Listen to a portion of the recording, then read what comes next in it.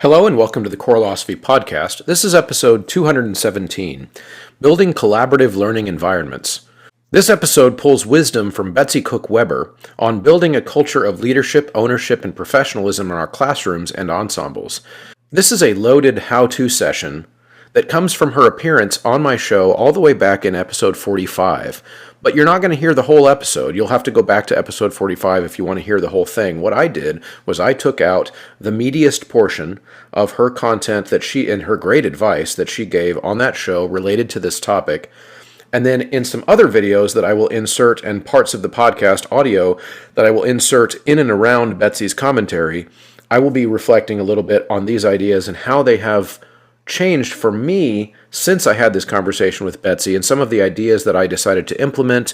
And of course, one of the things that happens a lot on this show is I get to talk to awesome experts in our field, and then I get to try the ideas on my kids. So a lot of times the joke in my classroom is if we're trying something new, well, Mr. Muntz did a podcast again last night, and I learned these ideas and try them. And so I'm going to have a chance to talk to you a little bit about that as well. If I were to return to K-12, I would not touch the piano, Betsy says later in this episode. One of the most important things we do to teach students independence, resilience, and leadership in a rehearsal is to convince them that they don't need you in order to learn the music. This takes time and a commitment to process and a pedagogy that is committed to this ultimate outcome. Another crucial component is the director's intentional structuring of the rehearsals in ways that kids have the time and the resources they need to become co-creators of the music with us. We will hear Betsy's thoughts about this as well as my reflections about some of the practices I installed since I first had this conversation. As always, I hope you find something useful, and if you feel yourself stretched or challenged or poked, feel free to weigh in over on the Choreosopher's Facebook page and, of course, at the Substack, choreosophy.substack.com. Stick around and enjoy. Calling all concert planners. Let's talk about Ludus. It's more than just a ticketing platform. It's a game changer for event management. Picture this: simplified ticketing, seamless marketing, powerful fundraising, and now, brand new this year, volunteer management. All for free to you and your organization. Thousands of organizations trust Ludus, and you should too. Elevate your events with Ludus. Sign up at ludus.com/choreosophy today and experience the difference.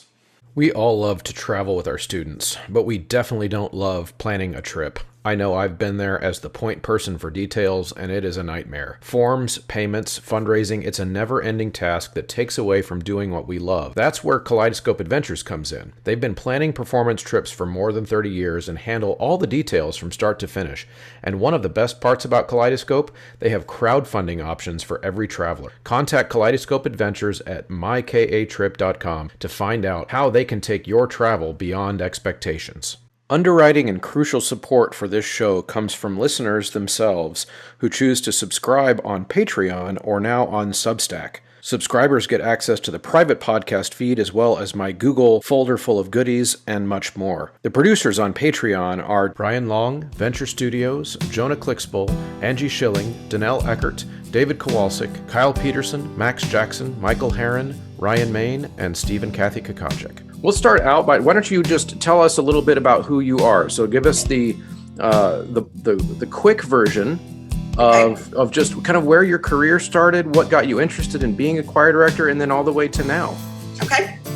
Well, I'm currently Director of Choral Studies at the University of Houston, and I'm also Chorus Master, Director of the Houston Symphony Chorus.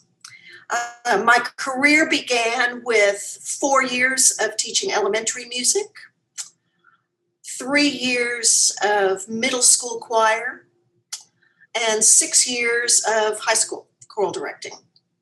So I have done everything from kindergarten through 80-year-olds. I can't think of a better person to guide us through our thinking about concepts related to ownership and professionalism within our ensembles. When we all work with singers from such a wide range in our daily lives, could we establish a definition or some kind of set of principles that's guiding and uniting in how we think of this as a profession? Is it possible for us to, as conductors, to let go of some of the control? What would that look like? Could some of our choirs actually improve by us getting out of the way? How would our egos, our fragile conductor egos, handle that? In this refreshing episode, Dr. Weber and I tackle these and many more questions, so stick around. So I've got some car thoughts this morning about what it means to build an environment in which our classrooms are collaborative. We are avoiding top-down only instruction.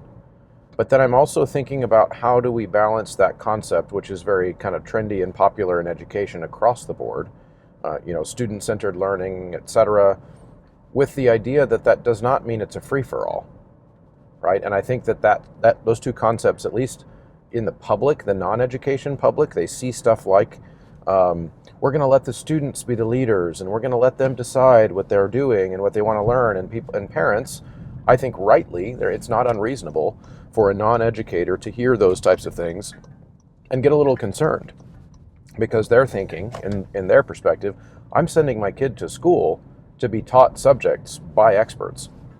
So I don't want them to go to school and decide what they're going to learn. That seems really flu, and it seems really soft skills and all of the things that parents are concerned about in education. And I think they're right to be concerned. And here's the nuance. It's not because that the idea of student-centered learning is bad, or because the idea that students should have some kind of a collaborative input into what happens in the classroom is bad. I think the key element, though, that always has to be discussed is in what way is the teacher still the expert in the room. And as much as people hate the term, the teacher must still be the gatekeeper on what is happening in the room. So, for example, if the students are providing input into what is happening and what they want to learn, that's great, as long as the teacher still has the capacity and has built the culture for the teacher to step in and say, well, hold on, guys, no, this is not one of the things that is one of the options, and here's why. Because this is incorrect, or because this is taking us too far afield from what our stated purpose is in this curriculum, and we're going to learn the things that are in the curriculum. Now, I want you all as students to have ownership in how we approach this curriculum, but you don't get to choose the curriculum. I think that has to be the line, okay? So in the portions of the episode that you're going to hear this week with Betsy Cooke Weber, again, this is back during October of 2020 when a lot of us were not even in school. And she and I had, I thought, an extremely rich conversation from really a pioneer in this area in choral education with Betsy. She made some incredibly important observations and points from her long career. But that was during a time when many of us were just kind of taking a pause from what it was that we were doing. So I cut out a lot of the COVID-specific stuff from the episode that you're hearing right now, but I left in the meat of the things that were true before the pandemic, and they're true now. And I would even say that they are now more true because of the experiences that kids have had during the pandemic, being more autonomous during that time, where kids could, many of them across the country and the world, could choose more freely which content for school they were going to interact with and when. Because if they were online for school, they could open up their device on a Monday morning for school and kind of decide, especially if in districts where class was not synchronous, they could decide, I'm in the mood for history right now. And I'm in the mood to start out my day with music, or I'm in the mood to get my math done so that I can go do other stuff that's more fun later, etc. So these types of things, these decisions were being made by students throughout the pandemic in ways that created an expectation when they came back to school in some ways that they would get to kind of guide their day. And I think we've all been dealing with behavior issues, different types of learning attitudes that seemed new after the pandemic. And I've seen so many teacher comments about this and videos about this, and where the kids just don't know how to do school anymore. They're feral. All of these types of things. And I think what we need to remember is that all human behavior related to the specific contexts that we place ourselves in is learned. So the students have learned from the way we delivered school for in some places 2 years, how to do school. And so our job as educators is to respond to that. And I think the ideas that Betsy and I discussed in October of 2020 were things that we should have been thinking about before the pandemic, but are now crucial, right? So if you could get away with the top-down choir conductor approach prior to 2020, and I think that it's very difficult to get away with that now. And then I would also point out, even if you get away with it, it doesn't make it good, right? So the idea in a choir classroom, for example, that we can teach students of all ages, by the way, this is not a high school specific thing, that kids can learn how to pick up a piece of music that is age appropriate for them and for their level, and learn how to sing it without a lot of help from the teacher. Okay, and again, that requires the thought. Okay, so then what's the teacher's role? Well, the teacher's role is to prepare them for doing that. So what are the things that they need to know how to do, how to interpret, how to decipher? Music learning theory has been a big topic of conversation on the show in the last year or so. Those types of things, those types of activities where we help prepare kids for the language that they're about to read and pick up and learn and converse in, that is our job. And then when they pick up the sheet music, we are guiding them through finding the important things, but also teaching them that they can do it without us. I see lots of comments about spoon feeding. I want to teach my class without spoon feeding them as much. And that's really what we're talking about here.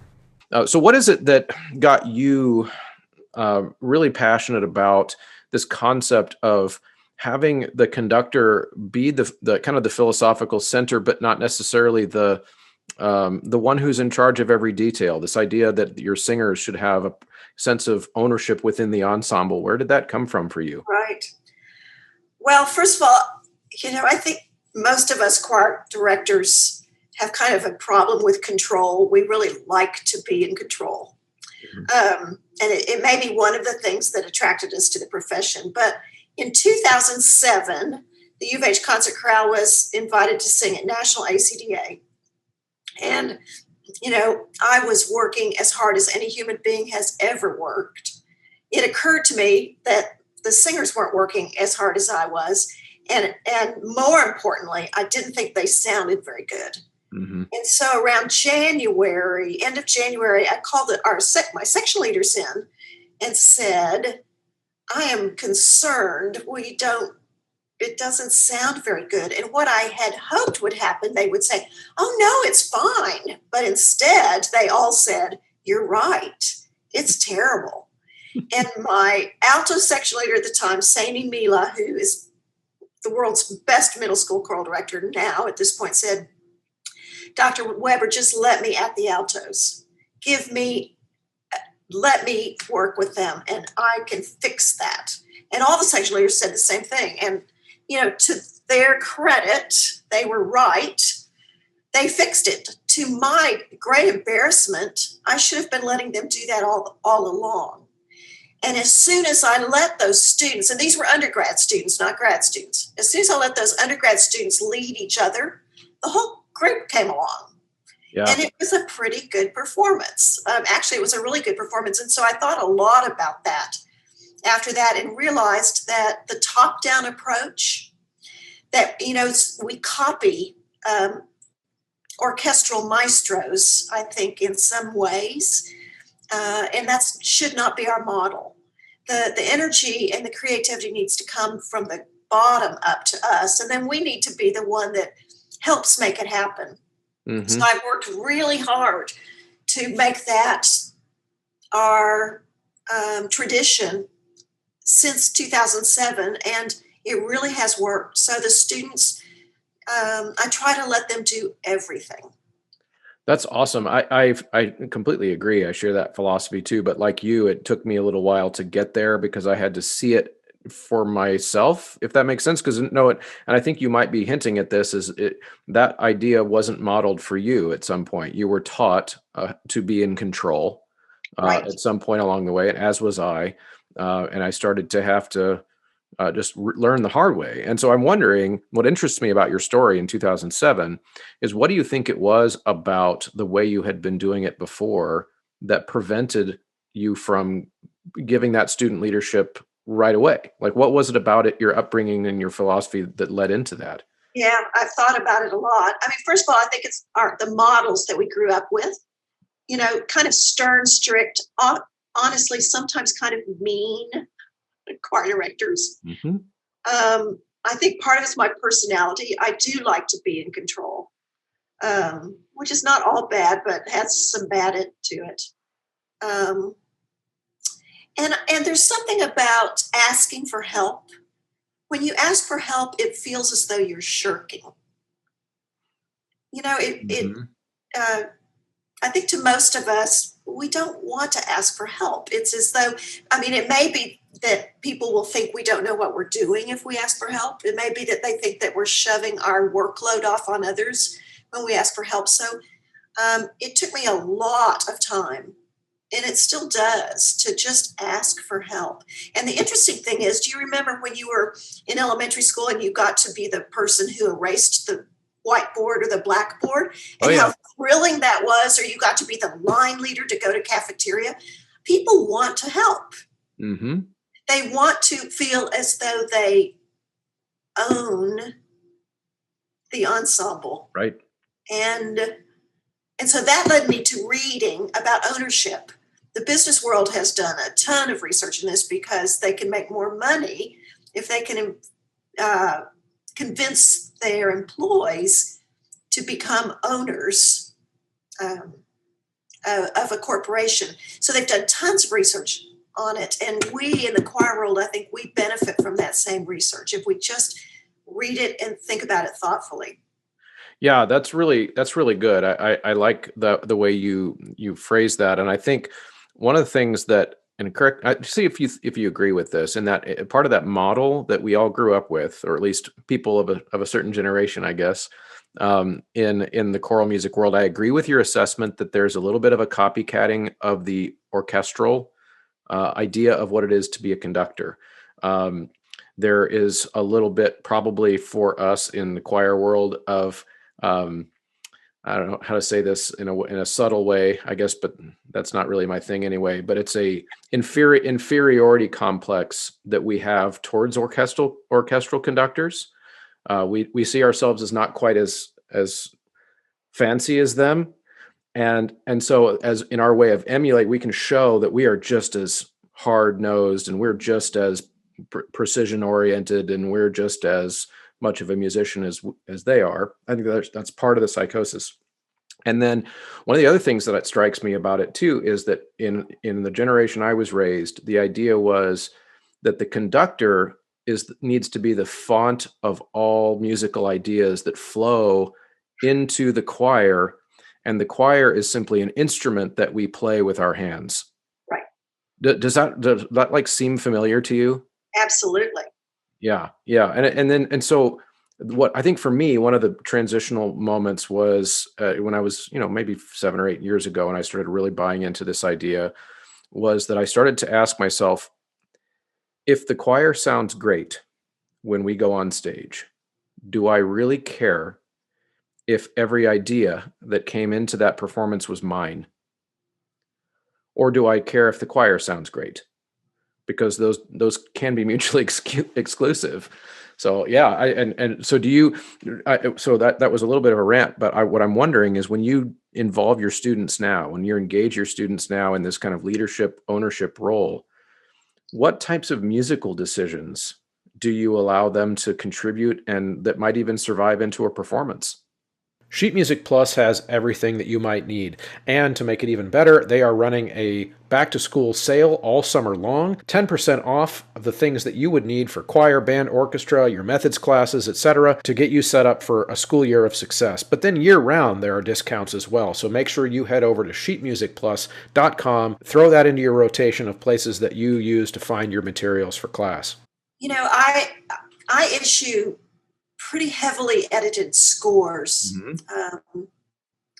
before the first rehearsal. We don't ever start a rehearsal without a fully marked score, and the score markings come from me. Okay. So a lot of the interpretive, that's just because it's efficient, and I'm Hmm. trying to teach them, the professionalism of reading and copying the markings and doing all that. So a lot of the editing, of course, is our artistic decisions that one makes. But within that, I will accidentally omit things, or I'll change my mind about something. And I mean, I can think of about 5 times yesterday. We are finally singing in groups of 16 with masks and distanced. It's so thrilling. And I can think of at least half a dozen times when I threw out to the singers, what vowel do you want here? Do you want tall I? Do we want a schwa? I put an eighth rest there, but what do you all think? Do you think maybe we should carry instead? And so there's a lot of that. And we talk about tempo a lot as a group.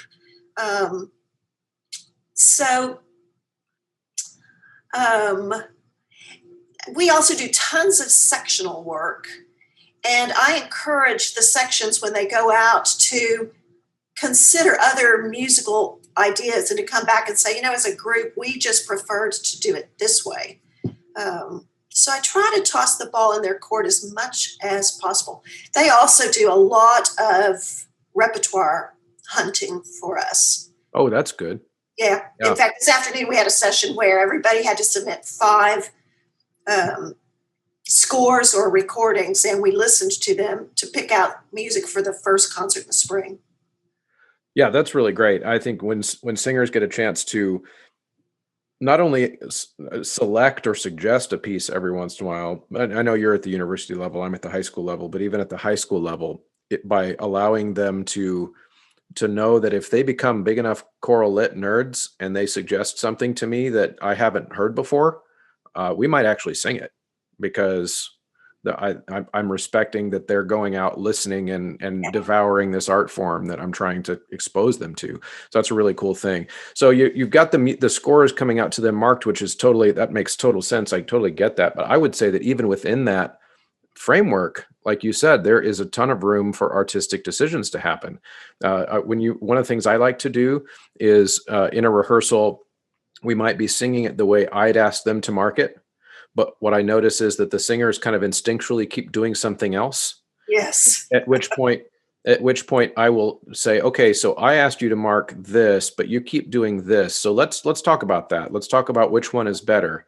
And once they figure out that the answer sometimes might be that your way was better. And there might have been a reason that you were instinctually singing it that way. Maybe it felt more natural in the voice. Maybe it felt like more of a natural phrase. And I was just getting in the way.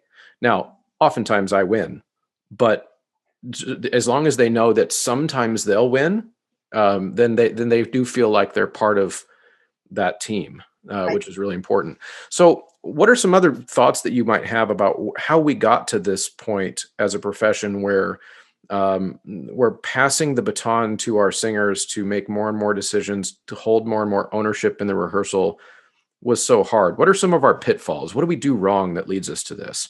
Well, we choose repertoire that's too hard. Mm. You can't have ownership over a product when you don't have the skills to have ownership. And so to my rehearsal technique students, I talk to them about if we were teaching reading, language reading, we would never say, okay, this word is incompetence. Okay, say incompetence. Okay, now this word is studious. We would never teach them to read by connecting a whole bunch of words that were way over their heads. And yet we throw repertoire at our singers all the time. Is beyond their own skills to learn independently. That is, I think, more typical than not.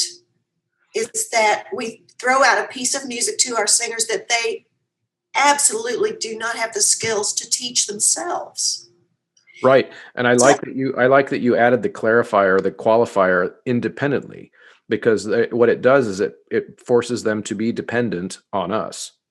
And I think there's something of that we kind of like. We kind of want our students to need us. Mm-hmm. But instead, we need to teach them so well that they don't need us at all. I mean, honestly, at the University of Houston at this point, if I disappeared, the music would continue beautifully. And I'm not talking about having graduate students step in to lead the band. I'm talking about the kids could do that. But and in terms of repertoire selection, at some point we all decided that difficult music is better music. Yeah. And that's crazy. Yeah.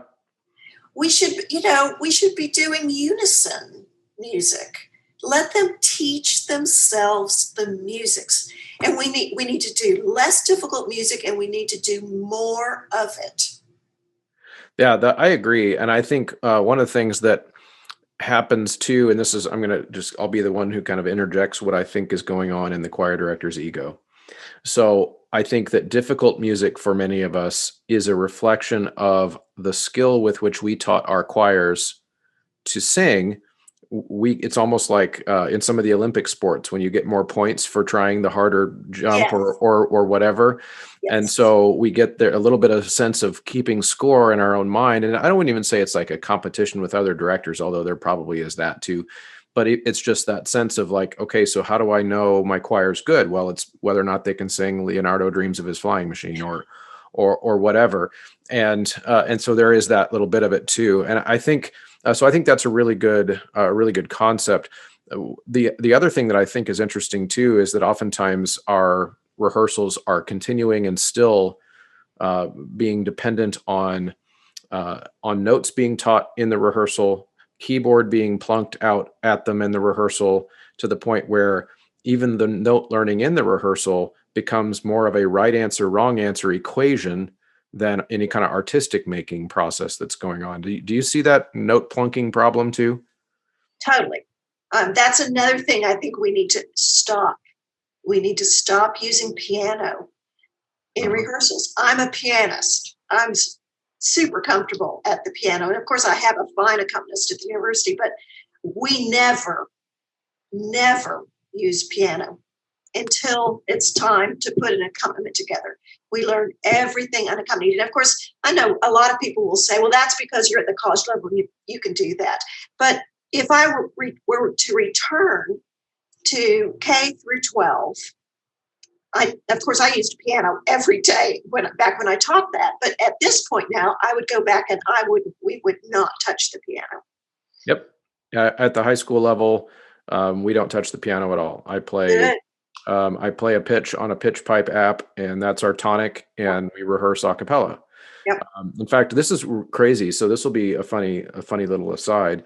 On this show, I have done episodes so controversial about race and social justice and whether or not we should be singing during COVID and all kinds of things that should be super controversial. But the most guff I ever got after rehearsal or after an episode was doing an episode where I told people in over 45 minutes why they should never play notes for their kids.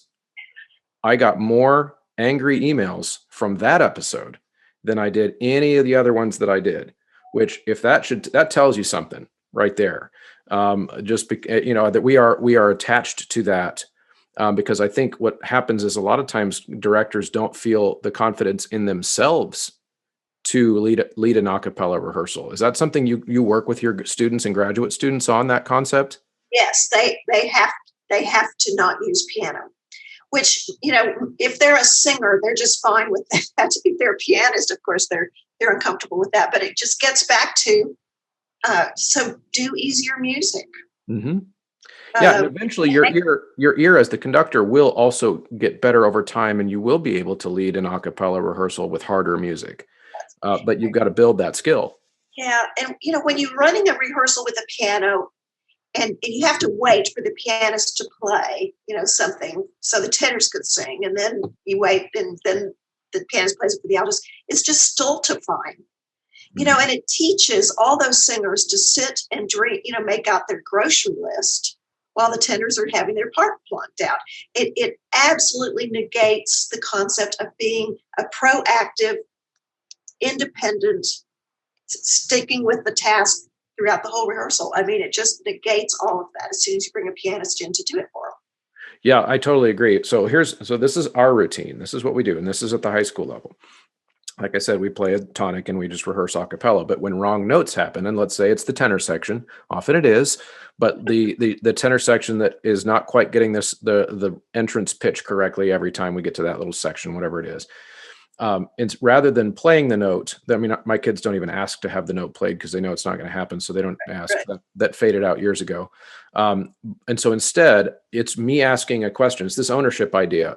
Let's say you're supposed to sing a D flat at measure 32, and they're not. So I say, tenors, what does your music say at measure 32? Oh, it's D flat. It's a do. Okay, so what are you singing? T? Yes, now sing do. So it becomes they have to answer their own question. And oftentimes if they're in the habit of being asked enough, they'll also learn to recognize immediately, here's the note I should have been singing, here's the one I actually sang, and then it becomes an easy fix. And so Yep. we don't even have to play the note. They don't have to ask for it to be played. Doesn't mean that they get it perfectly every time. It just means that they're able to process that. So I agree with you. That skill does have to get developed. It takes time. So what about things like if we're gonna, let's say a director's listening to us have this conversation and they're thinking, well, I want to have more ownership and leadership in my choir too. But let's say they also happen to be the type who has been, through no fault of their own, just the way they were raised as a teacher director, um, a control freak, and they've never given up any of these decisions or these types of things to their students before. How would you recommend that they proceed tomorrow? What are some quick ways to change the culture? Well, I think there are peripheral tasks, and then there are core tasks. And hand off the peripheral tasks tomorrow. And that includes taking attendance, passing out music, straightening the chairs, working in the choral library. Hand off all that stuff so that it becomes a routine of the singers. And kids love to do that. And of course, sometimes, there was one school where I taught where it was not allowed for students to take attendance. Okay, well, that's fine. But there are all that just kind of junk that we do. Hand that off to your singers. And that's easy to do. And you can do that tomorrow. But then if you really want ownership, then you have to be willing to hand off some of the core tasks. And so core tasks are the actual making music.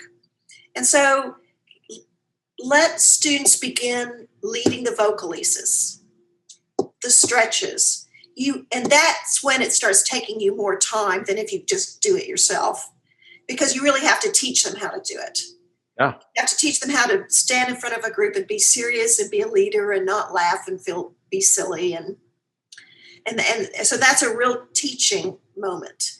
Mm-hmm. And then let them lead some sectionals, and not just your section leaders, but in concert chorale, every singer at some point or another, and this is true in symphony chorus too, when we're doing small preparations, every singer at some point or another, whether they're a landscaper or a U.S. postman, they have to lead a sectional at some point. That's cool. And it's astonishing what a good job they do. Yeah. Yeah. And over time, you just try to keep handing off more and more of the core tasks as well as peripheral tasks.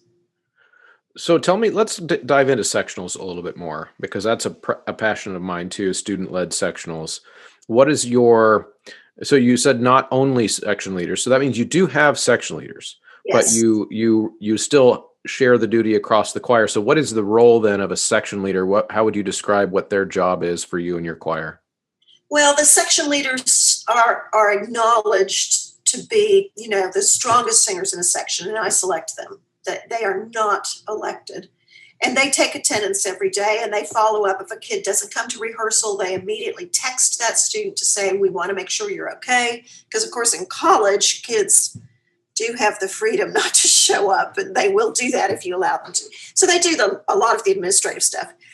We also have Facebook groups, and I know that may not be allowed at the high school level, but Facebook is the best way to build ownership in your choir.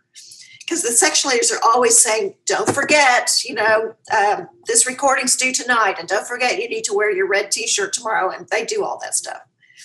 But they also run more sectionals than anybody else. They're strong musicians, and we acknowledge that they are among the best, or among the best. But then there will be a day where we'll go out into sectionals, and I'll say, okay, the third person on the roster alphabetically tomorrow we'll be running the sectional, and this is the repertoire to be covered, and you have 10 minutes. Yeah, that's great. And I do it randomly, so they don't think, oh, she's just picking the second best person. No, it's Right. random. Yeah, that's great. And I will say, for anyone listening, if you are in a place where students wouldn't be allowed to do a Facebook group, there are apps like Remind, where they can text each other. I also sometimes just have my section leaders create a text thread group on their phones. It's not as interactive as Facebook, but they can at least send out some of those reminders. But it was a really cute story. Of course, it's I'm going to tell a story real quick about a current student. I can't say her name, of course, but I missed a rehearsal. So our chamber choir at the high school, this is our top ensemble, rehearses outside of school, and they rehearse on Monday evenings primarily. And my wife's mother passed away a couple weeks ago, and so I never miss Monday night rehearsals ever. But of course, I missed a Monday night rehearsal because I was in the hospital with my wife and her mom, and being there with family. And I'm also fortunate. I have an assistant director at the high school and an accompanist. So there are a couple other adults that are there to facilitate things. And so they helped, and they led the rehearsal and put together a plan in my absence. And the kids were great, and they worked, got some stuff done. But then afterwards, one of my senior girls came up and she was like, "Mr. Muntz, have you ever thought about allowing a student to help run one of those rehearsals if you're gone? Because I know that our other teachers are fine too, but they're not in rehearsal with us all the time, and they don't know the tempos that we've been doing, and so maybe I'd be happy to help." And she was so shy asking. And I was like, wait a minute. No, that's great. Yes, of course. I've just never had a kid come up to me and say, "Can I lead a rehearsal?" before. That's great. And I started immediately thinking about the concepts we're discussing now. And I was like, well, maybe that's a signal to me that I should be empowering more kids to do that anyway. That's something that, especially if I've got a high school student who's thinking about maybe music education or something like that. These are opportunities. I've had tons of chances to wave my hands at people. I don't have to wave all the hands. Like, I could give that to somebody else. So I think these are, again, it's a releasing of an ego thing, I think. Yep. Yeah. We do something that the kids called car wash, which is so much fun. We got into a terrible predicament. There's an early music orchestra that hires chorale to perform, and we were hired to do Jephthah. And I thought the artistic director was talking about Carissimi Jephthah, which is 4 easy choruses. Mm-hmm. And about August 1st, before classes start, one of my students said, "Dr. Weber, on their website, it says by Handel." And I thought, what? I didn't even know Handel wrote a piece called Jephthah. And so I looked it up, and it was 14 long choruses. And we were scheduled to perform it like 1st of October. So we were doing some concerts out in the countryside outside of Houston, and I called a church and said, and we had a big hole in the schedule, a whole afternoon off. "Do you have 4 Sunday school rooms we could use? I don't need a piano, just 4 Sunday school rooms. I promise we'll leave it in good shape." "Sure." And so we got in those 4 Sunday school rooms, and I created 2 quartets in each room. And every 15 minutes, half of the singers would rotate. Not everybody, but half. Mm-hmm. And so they would move to another room. So the kids remaining in the room they are the experts on that chorus, while the new people came in, and then they would rotate. I don't know if I'm making sense to you, but it was amazing. At the end of a 3-hour spot, we could make our way through all 14 choruses. Wow. Yeah. Really cool. And no section leaders. And I told, they said, who's the section leader? I said, "You're all section leaders. And I don't want the alphas to take over." Mm-hmm. And they all knew what I meant. There's certain personalities that are just going to take over. Right. I said, "I want this to be everybody leading." Right. So we do, and we call it car wash because, when you go through a car wash, first you get vacuumed, then you get rinsed, then you get soaked. So you go through and Anyway, we do car wash all the time. That's really cool. One of the things, we're in a hybrid teaching model right now at my school, and one of the only things I like about it, of course, we're that way so we can have more room in the Right. classrooms to distance and stuff. But the only thing I like about it is that it's forcing kids. All my choirs are now half the normal size, so it's forcing the kids that wouldn't otherwise be leaders to just have to figure it out. Like they're being thrown to the wolves and having to be maybe the leader voice in their section where they wouldn't otherwise be. And so what I'm super excited about is we're hoping next semester maybe where they could come back together, in all 80 of them in the same place and be a better 80 that they ever would have been, just from being forced to rehearse in smaller little cohorts, which is that could be a really cool thing, especially for those young singers. What's your philosophy or your practice on testing part checks, making singers prove that they've learned their music? What do you do there? Well, we do a lot of things. And I'm talking about normal times because we can't do any of it right now. But normally we test every day. And so we test 10 singers every day. The names are at random. So I very dramatically take a piece of paper and turn it to the front so the students can see who the 10 singers are going to be. And they go out of the room and they test for my teaching assistant who assigns them a grade. If they make lower than B minus, that's considered a fail. And they lose 2 points off their semester grade. And they know they will be tested the next day. Wow. We record the test so that if the student feels that he was unfairly graded, I can go back and listen. That has turned our choir around. The students get a month of testing passages ahead of time, so they know what will be tested on October 12th, and there are no surprises. And I select passages that they will be successful on.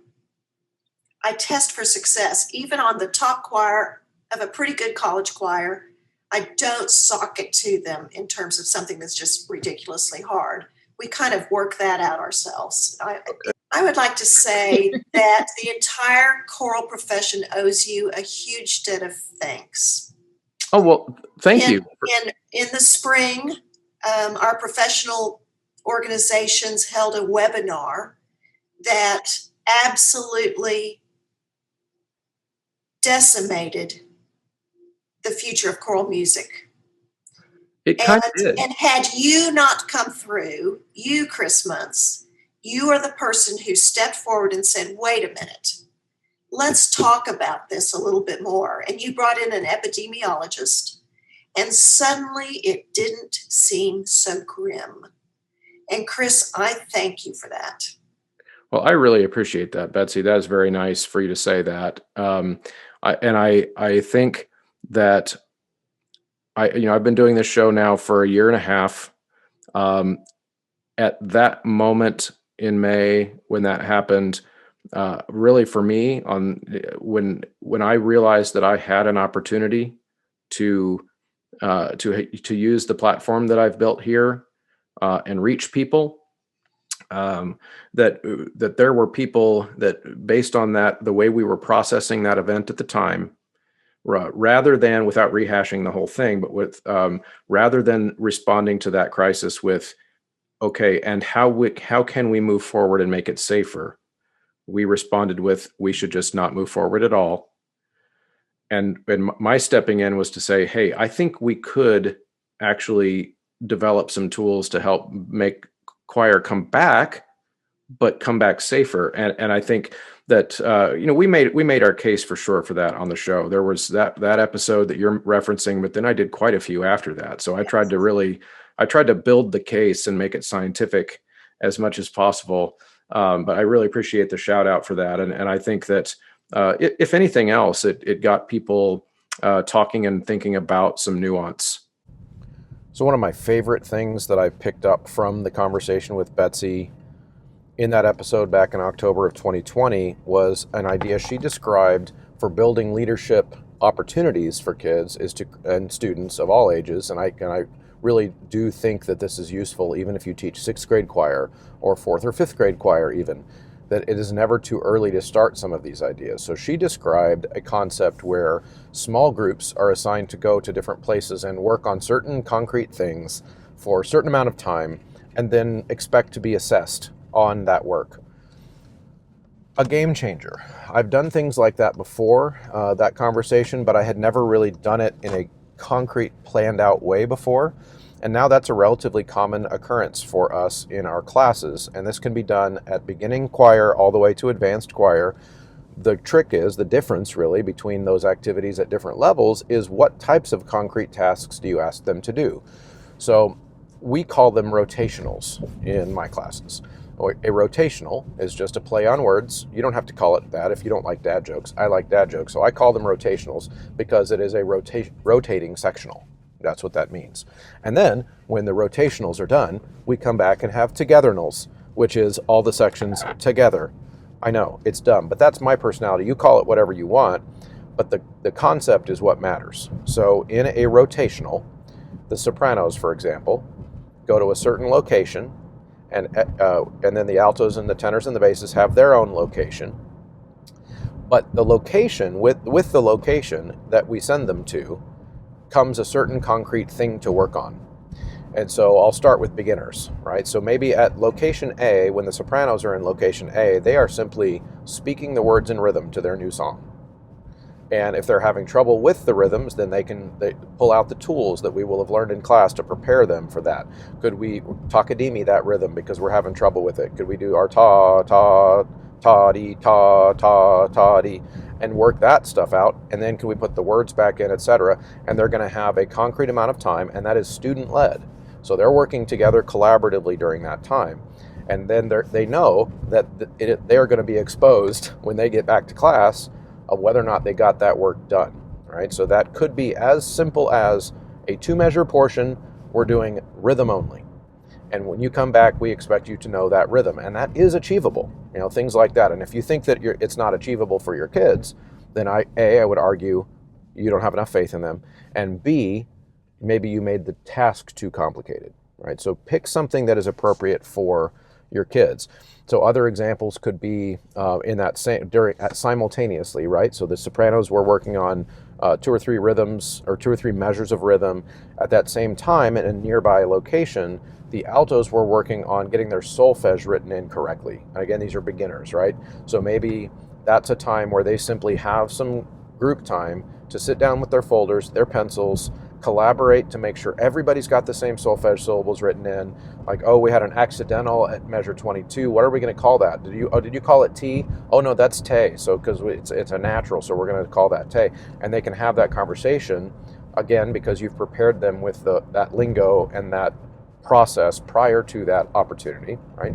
And then maybe the tenors are getting to a point where they're in their rotation, they get to the location that is focused on memorizing, right? So again, these are things that beginning kids at certain points in their music learning really benefit from the idea that they can go away without the teacher's help in a concrete amount of time. For beginners, I suggest 2 to 3 minute tasks, because the younger they are, of course you all know, I'm not telling you anything you don't already know, the younger they are, the harder they are to keep on task when they're not supervised. But if they have a very short time span to get a concrete thing done, they are more likely, especially because they know they're going to be assessed when they get back, to go and work for 2 minutes or work for 3 minutes, right? And then that process, if they get good at it, can continue all the way up until their advanced musicianship years, where the tasks can become more nuanced and complicated that they can do without the teacher. And the time span that they have to work on it can increase. So it is very common in my advanced high school choir that we will have an entire hour on a Monday night of rotationals, where we are spending 15 minutes in a station, unsupervised, and I am simply walking around between the 4 stations, making sure work is happening and answering the occasional question, but I'm not doing any teaching during that time. I'm simply allowing them to work out the things that I've told the group need to be worked out still. So an example of that in real world time would be, let's say you're working on a song for a concert in 2 weeks, and most of the song is fine. All right, you've got certain parts of the song that they're singing fluently and they're singing beautifully and they're starting to make certain artistic choices that are wonderful in rehearsal, and they're raising their hand because they're engaged and they're saying, well, could we do more with this crescendo here, etc. All right, and you want to get to that point, I would say, about 2 weeks before any concert, or else you're behind, and you've probably overprogrammed. So you're 2 weeks out from the concert, typically in a school context, and those types of things are starting to be asked and discussed in the rehearsal. But there are certain places in the songs, maybe a page, maybe a transitional section or a bridge of a song or something that the kids have just not worked on as much, and they're not as comfortable with that section. So using that information to create your rotational plan oftentimes is a very successful way to get a lot of work done really quickly on whatever sections of music that you are behind on. It is also a really, really good way to build in sequentially up towards singing tests and part checks. So if the student-led sectionals or rotationals are happening prior to the singing tests and part checks, which Betsy also talks about in this episode, then that scaffolds the skills really, really well for most kids to get to the point where they can now, in a small group, I do it in 2 on a part when we do our tests, can sing their part in a smaller group because they've had that experience prior of working without the teacher doing the work for them. Because that's ultimately what it is. In choir, in my observations, kids are not super well prepared typically to do work on their own, because they've got this idea that choir is a thing that I stand in and other people sing and I sing along. And so these are ways to train them out of those attitudes and those skill deficiencies, because ultimately, if the goal is to build a student leadership culture and a collaborative culture, it is mandatory that students have the skills to contribute musically on their own. Because it doesn't work if we're just going to say that the environment is collaborative, but then not put them in a position where they have to collaborate using their musical skills that they're learning in your class. Because then if we don't do that, then the learning is always passive. The learning is always plunk the note on the piano until I memorize it. The learning is always, it is your job, teacher, to teach me this music. And I'm going to stand here doing absolutely nothing until you teach it to me. And I think if we're really honest with ourselves as choral music educators and music educators in general, that is not an optimal goal. We do not want to raise passive learners. It doesn't serve them in their musical life, but it definitely doesn't serve them in their adult life outside of music class. People are rewarded in society and culture by being problem solvers. The problem solvers get promoted at work, right? So even if we are not making musical connections for kids, the kids who come and take our class for, 1 credit to do their fine arts credit or whatever, then I think we even owe those kids that skill. It's not just to build the skill for advanced choir later, it's a life skill, and I think it's crucial that we teach kids through our choral music ensembles how to do these things. Thank you as always for sticking around to the end of an episode. If you are still listening, that means you're one of the people who are MVPs of the Choralosophy podcast, the people who stick around to the end. Of course, the ways to help are to use the Choralosophy promo code at sightreadingfactory.com, mymusicfolders.com, 3minutetheory.com, endeavormusicpublishing.com, graphitepublishing.com, and of course you can join the Patreon. Link is in the show notes. You can also subscribe at Substack and chip in a few dollars a month there. All of those things are great ways to help, and of course like, share, leave comments, be part of the conversation. That's what this is all about. See you guys next time.